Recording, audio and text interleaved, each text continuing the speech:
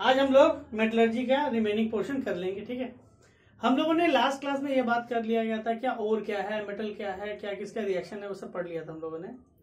किसका क्या यूजेस है, किसका क्या कंपोजिशन, ये हम लोगों ने पढ़ लिया था। आज हम लोग पढ़ेंगे क्या एक्सट्रैक्शन ऑफ मेटल, कि किसी भी ओर से, ओर मतलब क्या था आपका, वो पत्थर का टुकड़ा जिससे कि वो स्पेशल एलिमेंट या कंपाउंड निकाले जा सकते, उसे क्या कहा गया था आपका, ओर कहा गया था। इस ओर के अंदर से कोई मुझे हमें या फिर हम लोगों को कोई मेटल निकालना है, तो कैसे निकालेंगे। तो देखिए, सबसे पहले जो जमीन से पत्थर का टुकड़ा निकाला जाता है, तो उसे ऐसा नहीं कि निकालते के साथ ही एक्सट्रैक्शन में डाल दिया गया, नहीं, कई सारे स्टेप्स होते हैं, जिसमें से पहला, ये सब स्टेप आपके बुक में नहीं है, सिलेबस में नहीं है, जिस समझाने के पर्पज से बता रहे हैं।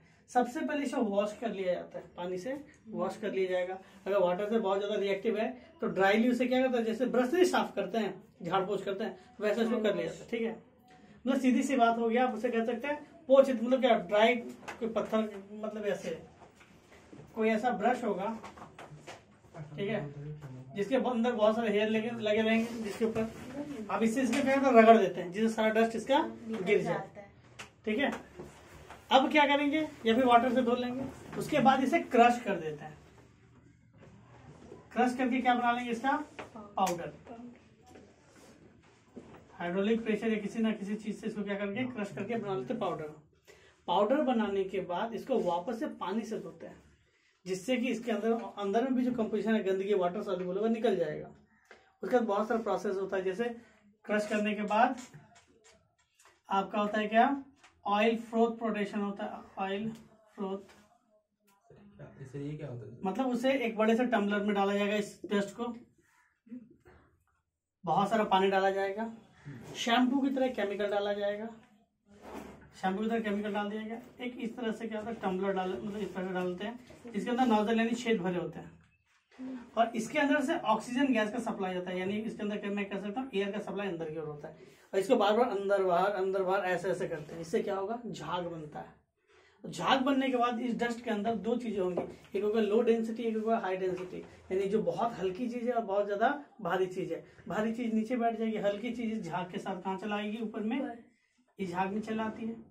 अगर आपका मेटल हल्की चीजों में है तो यहाँ पे बहुत सारा वेंट बना होता है, बंद रहता है, वेंट को खोल के, या फिर आपका भारी चीज में है तो यहाँ वेंट बना होगा।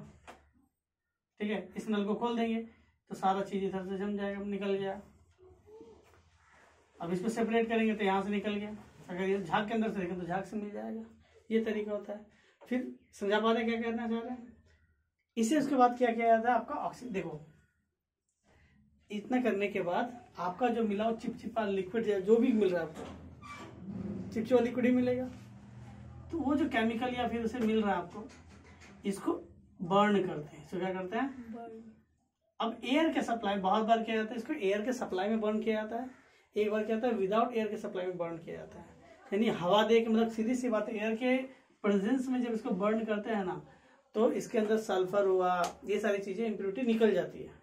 ठीक है, लेकिन बहुत बार क्या होता है, जब इसे एयर के प्रेजेंस में बर्न कर रहे होते हैं तो कंप्लीटली बर्न नहीं हो पाता, तो क्या करते हैं, इसके ऊपर से कोक पाउडर डालते हैं।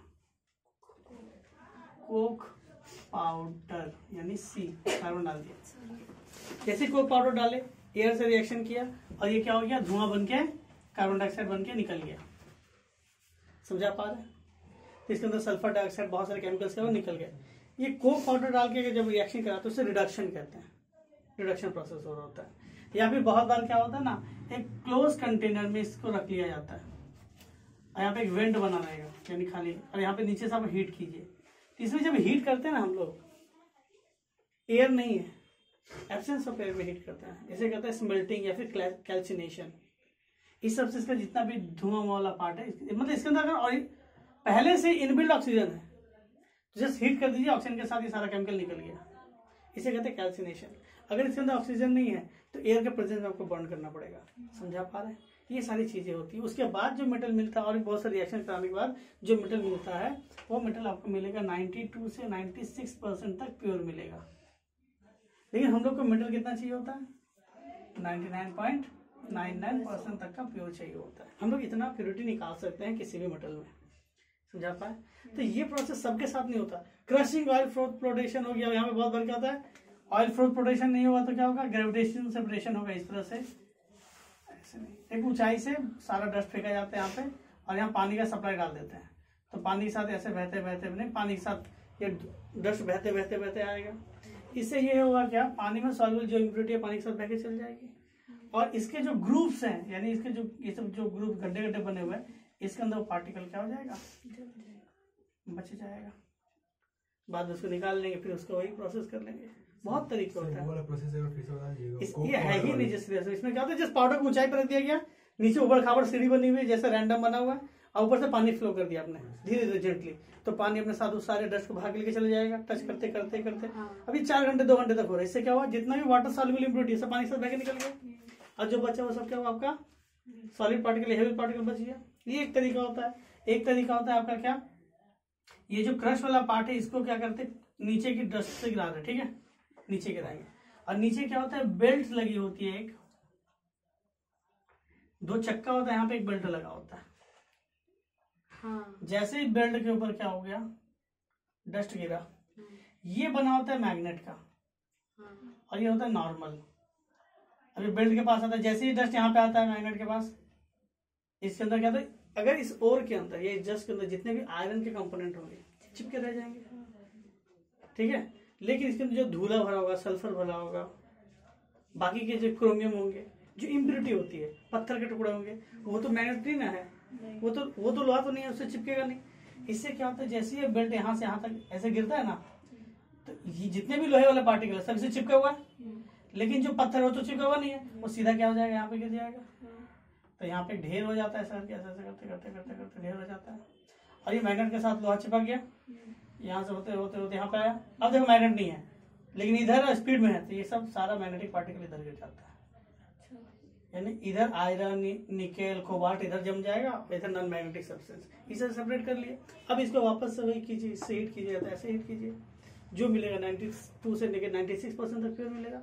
अब इसके बाद इसको मुझे क्या करना है, 99% तक पहुंचाना है। समझा पा रहे? तो कहा गया देखो बहुत सारे, हाँ, ये सब हम लोग का है ही नहीं, आप लोग का ये सब है ही नहीं, ये जैसे आपको एक्स्ट्रा बता रहे हैं। समझा पा रहे हैं? यानी इसके बाद आपको क्या, वो 92 से 96% तक आपको प्योर मिला। इसके बाद क्या, वो है आपके सिलेबस में। इसके बाद क्या, 99.9। अब हम लोग इसे क्या करते हैं, 99.99% प्योर तक लेके जाएंगे। तो देखो हमारे पास जो मेटल्स है ना, वैरायटी ऑफ मेटल है, और वैरायटी ऑफ मेटल को 3 सेक्शन में डिवाइड किया गया था। एक था हाईली रिएक्टिव या रिएक्टिव जिसे कहते हैं, एक था मॉडरेटेड रिएक्टिव, और एक क्या था आपका लीस्ट रिएक्टिव, ठीक है। एक क्या था आपका लीस्ट रिएक्टिव। अच्छा देखिए, तो कहा गया जो हाईली रिएक्टिव मेटल होंगे, जो क्या होगा आपका हाईली रिएक्टिव मेटल्स होगा, यानी कहने का मतलब क्या, सोडियम, उसके बाद क्या पोटाशियम, और क्या था आपका एक कैल्शियम। इन सब मेटल को कार्बन से रिड्यूस नहीं कर सकते आप, नॉट रिड्यूस बाय कार्बन, यानी इसमें कोक पाउडर का कोई यूज नहीं होगा, इसमें कोक पाउडर का कोई यूज नहीं होगा। यहां तक क्लियर है?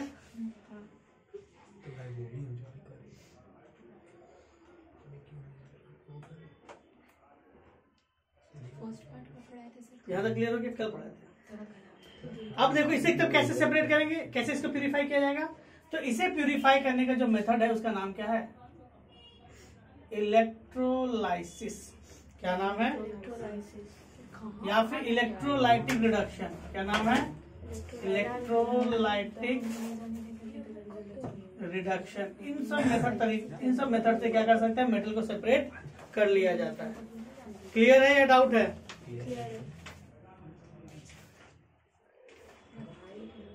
बाय देयर मोल्टेन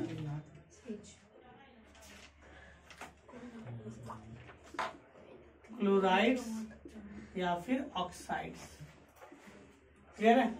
उसका मोल्टेन फॉर्म चाहिए, उसका क्लोराइड या फिर ऑक्साइड, उसको रिड्यूस कर लिया जाएगा। समझा पाए?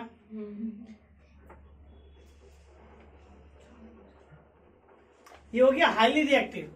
इसके बाद कौन आता है आपका, मॉडरेट्स। क्या आएगा? मॉडरेट्स में कौन कौन सा मेटल था? मॉडरेट्स में कौन कौन सा मेटल था आपका? मैग्नीशियम, एल्युमिनियम, जिंक, आयरन, निकल, लेड, टिन, ये ना था। मॉडरेट में था आपका मैग्नीशियम, एल्युमिनियम, आयरन, निकल, जिंक, लेड, टिन भी था ना। टिन और लेड जैसे आपके एलिमेंट हो गए, ये मॉडरेट्स है। ये सब क्या आपके मॉडरेट्स हैं। मॉडरेट्स को कैसे सेपरेट करेंगे?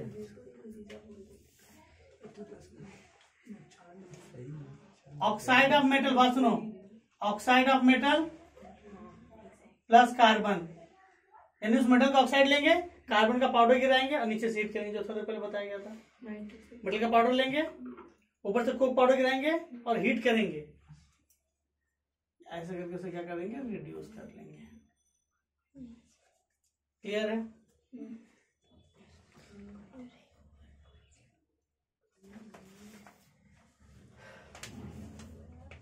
इसमें एग्जांपल दिया गया है, जैसे जिंक ऑक्साइड है, कार्बन से रिएक्शन किया गया, तो कार्बन ऑक्सीजन से रिएक्शन कर लेगा, जिंक को छोड़ देगा और CO2 अलग हो जाएगा।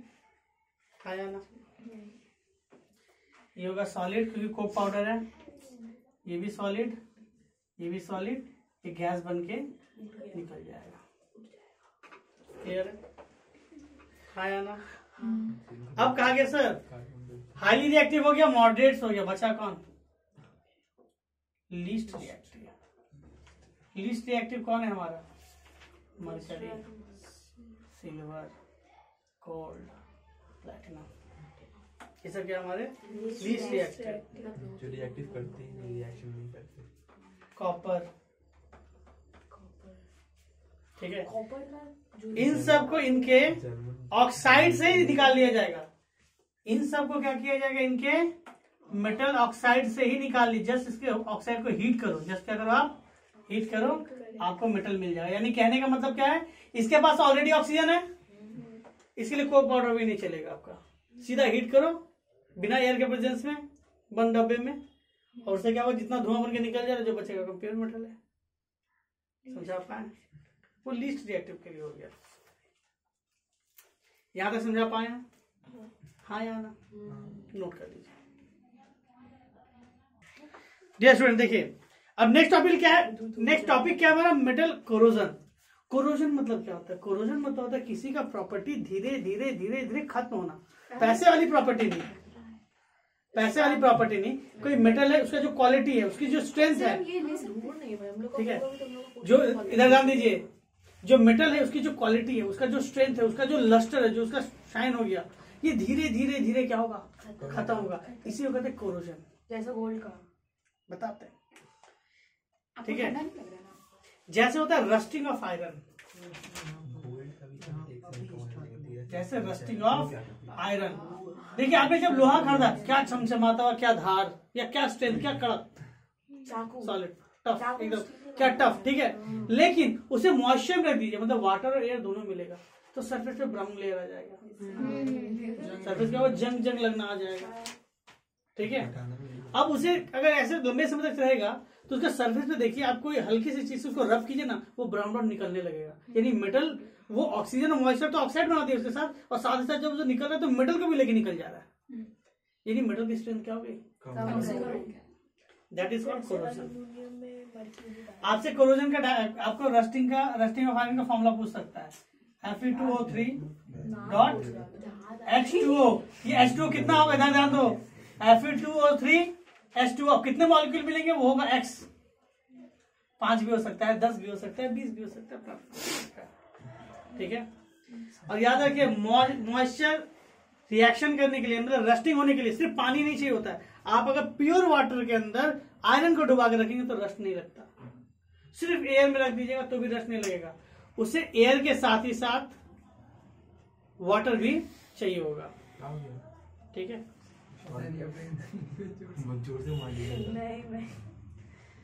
समझा पाए?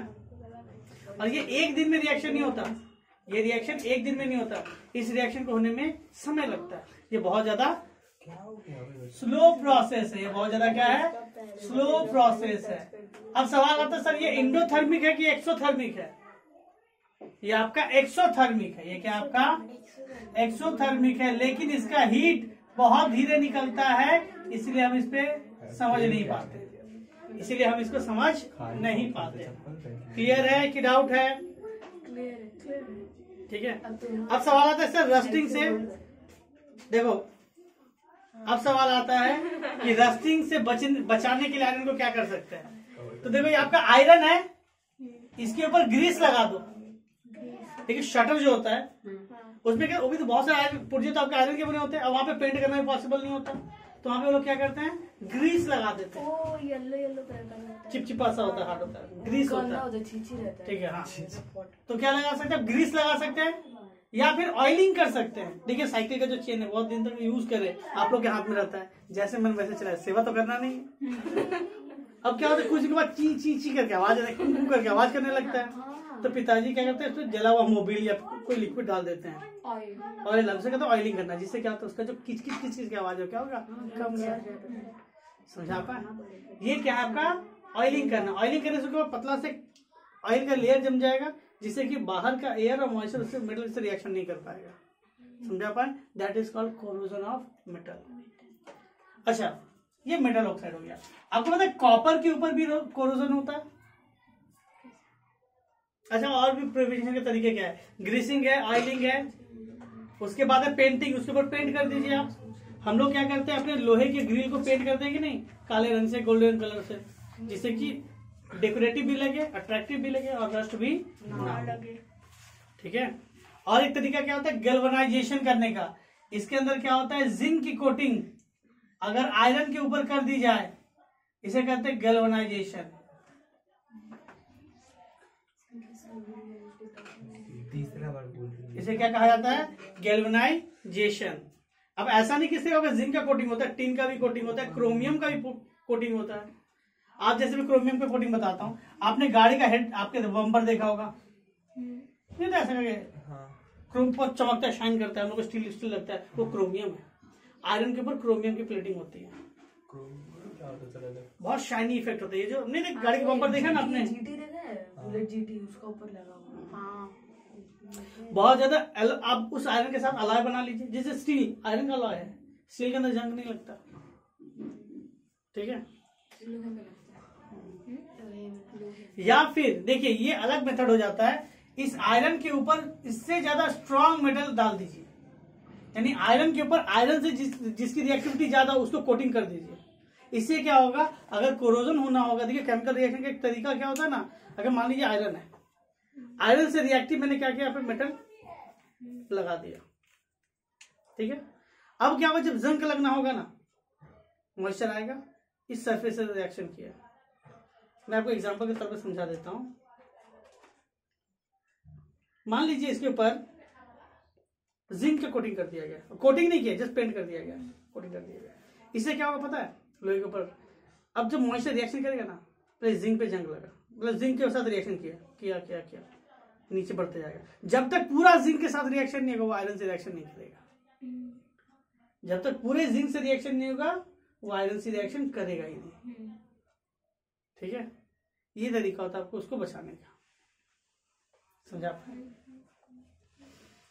अब क्या हुआ, आपसे कहा कि कॉपर के ऊपर, तो हाँ सर कॉपर पे भी जंग लगता है।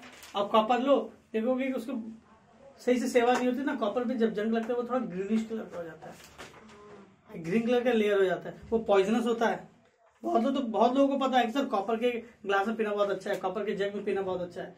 कॉपर को साफ करना कितना मुश्किल होता है बताओ, 2 दिन 3 दिन उसको नॉर्मल साफ थोड़ी होता है। उससे क्या होता है, आप उसे नींबू से साफ करते हैं, पीताम्बरी बोले कुछ केमिकल, तो केमिकल उसे केमिकली मानते हैं, केमिकल से उसे रब करना पड़ता है, जिससे क्या होगा ना, उसका ग्रीन कलर का लेयर हट जाएगा। अगर ग्रीन कलर का लेयर रहेगा ना और उसी पानी से पी रहे हैं तो आपका तो पॉइजनिंग हो जाएगा, फिर क्या होगा, तबियत खराब होगा, हेल्थ को लाभ करने के लिए नुकसान करेगा। इसी का पानी में, इसीलिए हम बॉटल का पानी। देखिए लेना आसान है कॉपर का बॉटल, लेकिन उसकी सेवा भी करनी पड़ेगी आपको। देखो उसमें क्या होता है, उसका शाइन चला जाता है, और उससे क्या होगा, बात सुनो इधर, उस देखिए, इसलिए देखिए ना, कॉपर के बर्तनों में आपको एसिड के सामान यानी कैसे खट्टे सामान नहीं दिए जाते, क्योंकि वो एसिड उससे रिएक्शन कर जाएगा। समझा पाए? तो ये सब ऐसे मेटल, कॉपर एक ऐसा है मेटल, ये बहुत ज्यादा रिएक्टिव है, मॉइस्चर से अच्छा सा रिएक्शन कर लेगा और इस पर जल्दी जंग लग जाता है कॉपर के ऊपर। ठीक है, अब ऐसा ही नहीं कॉपर के ऊपर जल्दी जंग लगता है। हाँ, जैसे एक और एग्जांपल आपको देते हैं, सुनिएगा। ऐसा नहीं कि मेटल के ऊपर भी आपका कोरोजन होता है, फूड का भी कोरोजन होता है। मतलब फूड का जो कोरोजन क्या है, ध्यान से देखो, ऑक्सीजन से रिएक्शन है, देखो ऑक्सीजन से रिएक्शन है कि नहीं।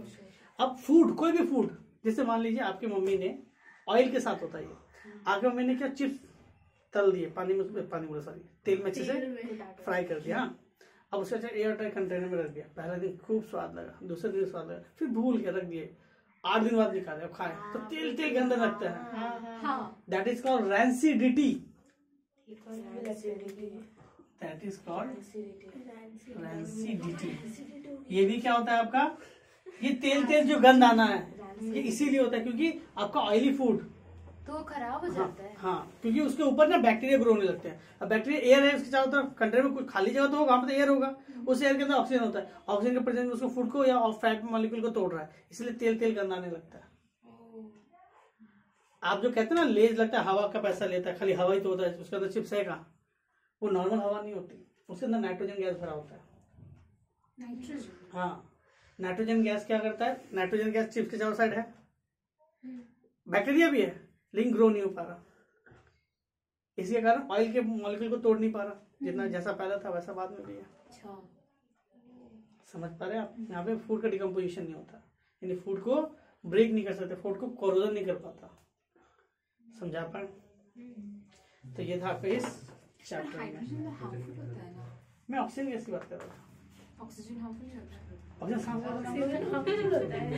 हम लोग सामने तो और सॉरी, हाइड्रोजन आप बोले ना, उसमें डाला रहता है नाइट्रोजन। इस चैप्टर में इतना ही, ठीक है, दीदी आपको इस चैप्टर में इतना ही।